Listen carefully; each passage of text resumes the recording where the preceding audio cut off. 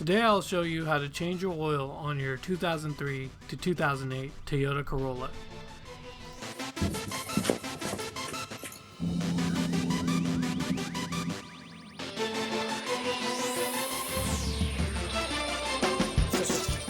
The following parts are required for you to complete this oil change and will be linked in the video description below. First thing you'll need is a tray or mat to catch the oil. Next, you'll need an oil container to catch the dirty oil that you'll be draining out of the vehicle. After that, you'll need a set of paper towels. Shop towels are always good to wipe off your hands and excess oil. A set of gloves is always good to have in case the oil is hot so it doesn't touch your skin, keeps your hands clean. You'll also need oil, of course. This car requires a 5W30 grade oil, and I'm using high mileage oil for vehicles over 75,000 miles. And this is a 5-quart jug actually that I purchased from Walmart. And this is a SuperTech brand oil filter model ST4967. Once again, all this stuff will be linked below. You'll need a funnel for when you're filling the oil back up. And I'm using a set of ramps. Some people like to jack up their cars, some people like to use ramps.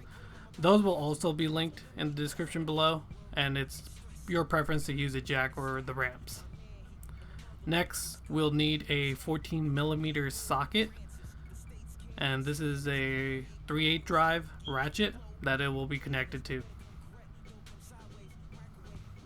So let's go.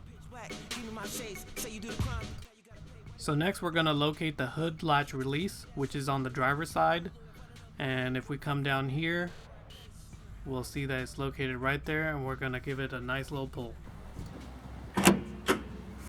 Once the hood latch is released, located under the hood is a lever to actually release the hood, and it's located towards your right, and all you have to do is lift it up and lift the hood up. Next, locate the hood support, which will be located on your left. Lift it up and place it in the hole with the arrow pointing to it. Next, undo the oil filler cap by rotating it counterclockwise towards the left. Lefty loosey, righty tighty. And then you're going to place the cover over it so nothing falls in. Next, we're going to go ahead and place the ramps on each side of the vehicle. As you can see, you want to make it snug against each tire. And then what you want to do is you want to make sure that they're completely straight by going on each side of the car.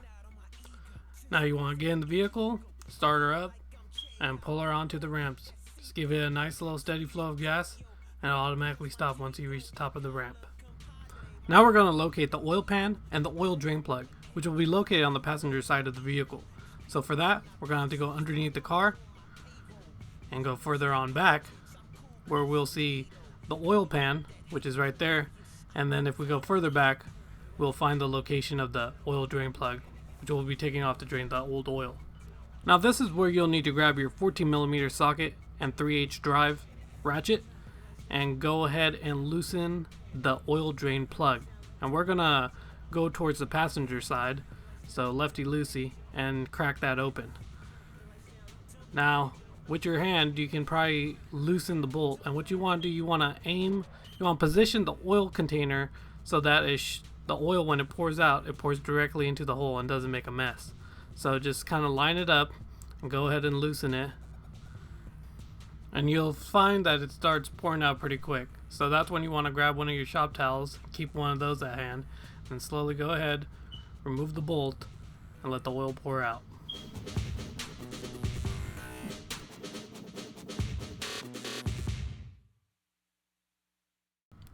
So now that the oil has slowed down to a drip, what you can do is grab your oil drain plug and insert it back in. And you want to do this by hand because you don't want to cross the threads. And then you can also grab a shop towel and wipe down any excess oil around the drain plug. And go ahead and just make it as hand tight as possible. Wipe it down. And then go ahead and grab your 14mm socket and wrench and switch it so that now you can tie in it. And go ahead and turn it clockwise to tie in the bolt. And you only want to get it to the point where it's hand tight, not any more than that. And tying it just hand tight, perfect. And now all you want to do is grab your shop towel rag and wipe that surface clean. Now if we go from the oil drain plug a little forward, we can see where our oil filter is located right here. Now position your oil catch container below and start unscrewing the oil filter. The oil will start dripping out, so you want to go ahead and grab a shop towel again and wipe off any excess oil that you have on your hand or that may have spilled, and just wait for it to drain out. So now go ahead and completely remove the oil filter from the oil filter housing, and you can use a shop towel like I am to protect yourself from the excess oil. And be careful when you do remove it, a lot of oil will come out, so have the oil catch pan below ready. Next, what you want to do is you want to take a good inspection of the oil filter housing. Make sure that that surface area where the filter connects is clean. So you can take your shop towel and make sure you clean off that area really good so it makes a nice contact point for the new oil filter to go on.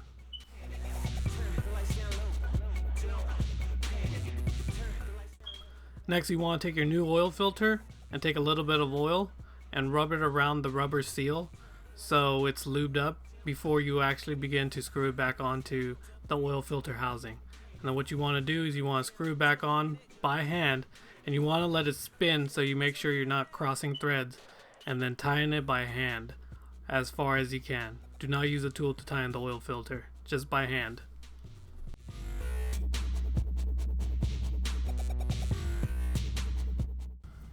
Now you can go ahead and take off the oil filler cap and go ahead and grab your funnel and place it in the opening.